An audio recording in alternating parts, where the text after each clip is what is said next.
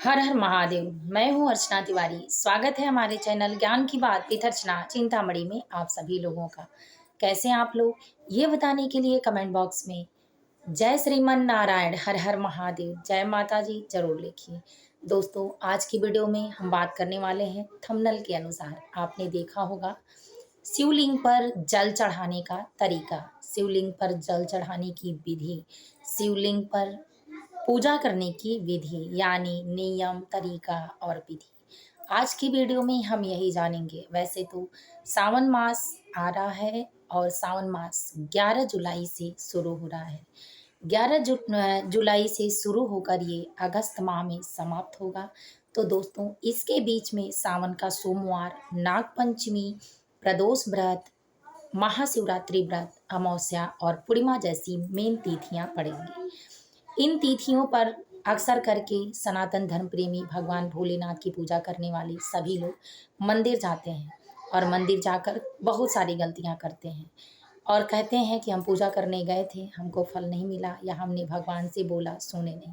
तो जब आप काम ही उल्टा करेंगे तो आपको फल भी तो उल्टा ही मिलेगा।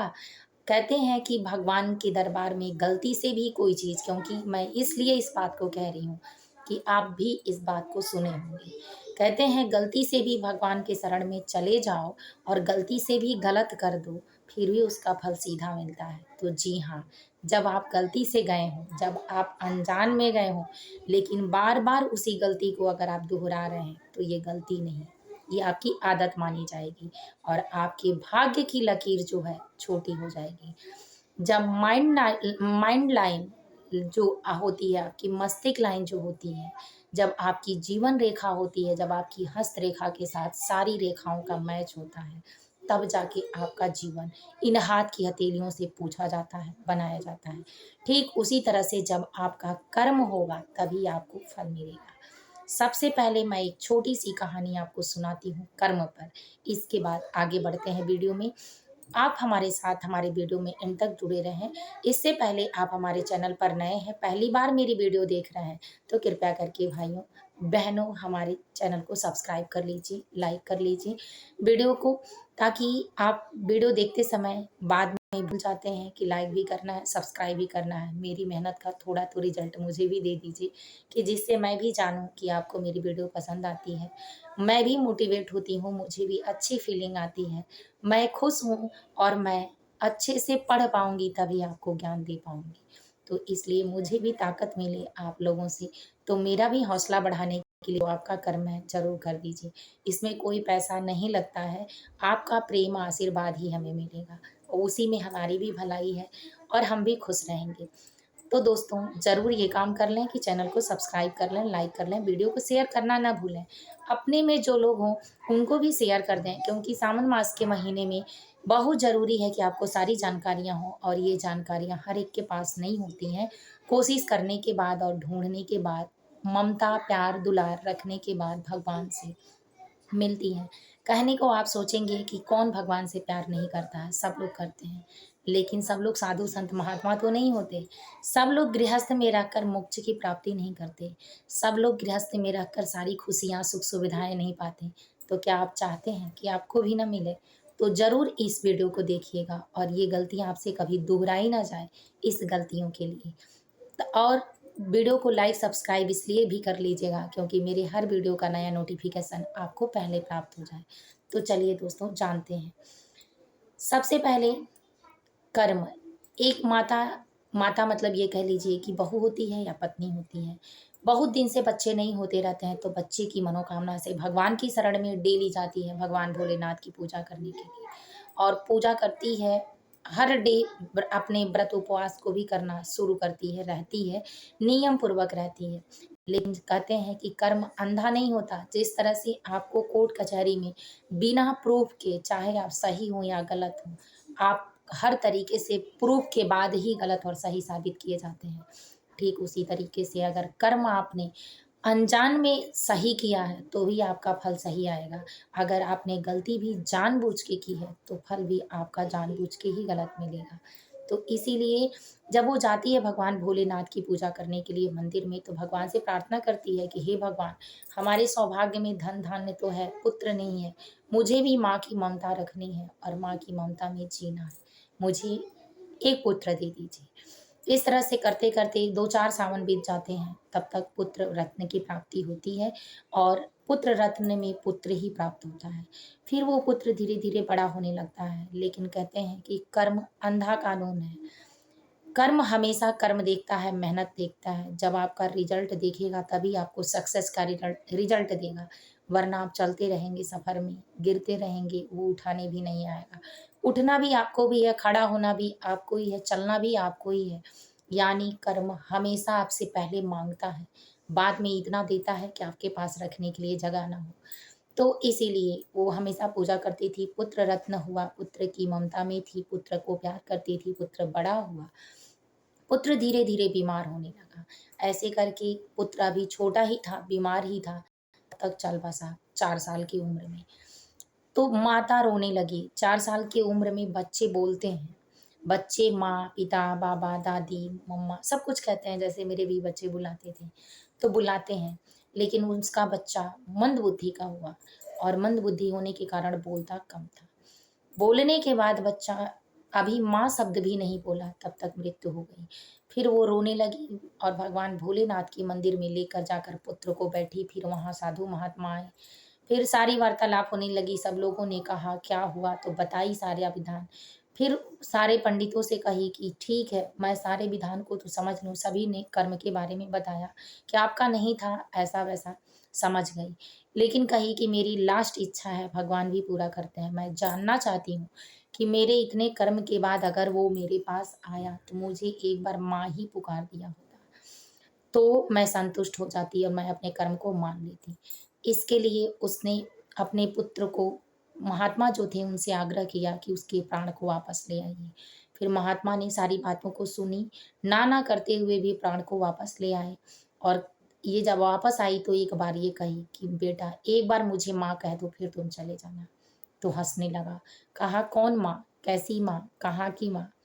इसकी आंखों में आंसू आ गए और ये हवस हवस कर रोने लगी।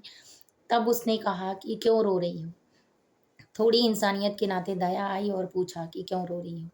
तो ये बताई कि मुझे वो दर्द हो रहा है कि मैं तुमसे बता नहीं सकती। तो हंसने लगा। कहा मैं तुम्हारा बेटा थोड़ी हूँ, तुम मेरी पिछले जन्म में सौतन थी, यानी मैं तुम्हारी सौतन थी और तुम मेरे पति को ले जा रही थी। मैं यहाँ बस के रो रही थी कि मुझे एक बार मेरे पति से गले मिल लेने दो, लेकिन तुमने एक नहीं सुनी। मैं उसी का बदला पूरा करने के लिए तुम्हारे पास आई थी। मेरा बदला पूरा हुआ, मैं वापस जा रही हूँ।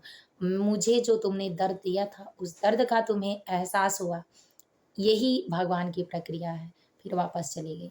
तो दोस्तों इस कहानी से अगर कोई सीख मिली हो आपको, तो ज़रूर याद रखिए, थोड़ा करिए, कम करिए, पर अच्छा करिए, सही तरीके से करिए, सही विधि से करिए, सही नियम से करिए, ताकि आपको जब फल भी मिले तो अंधे कानून की तरह हमेशा रिजल्ट सच्चे में आए, अच्छे में आए, शाबाशी में आए और सहमति में आए।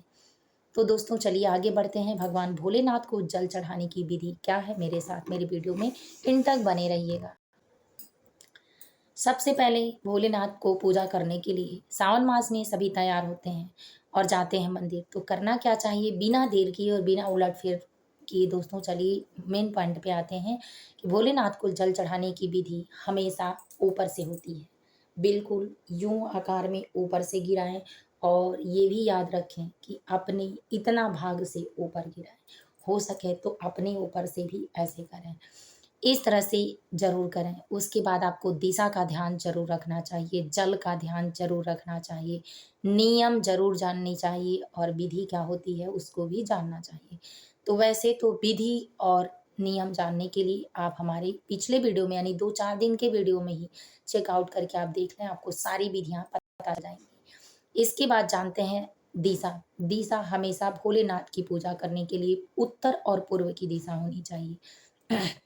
आपका मुख उत्तर की तरफ हो, भगवान भोलेनाथ का जो शिवलिंग है उसका जो पानी गिरने का जगह हो वो उत्तर दिशा में रखा हो। वैसे हमेशा उत्तर दिशा में ही रखा रहता है, लेकिन कभी-कभी अगर आप रख देते हैं तो ये गलतियाँ अपने घरों में ना करें।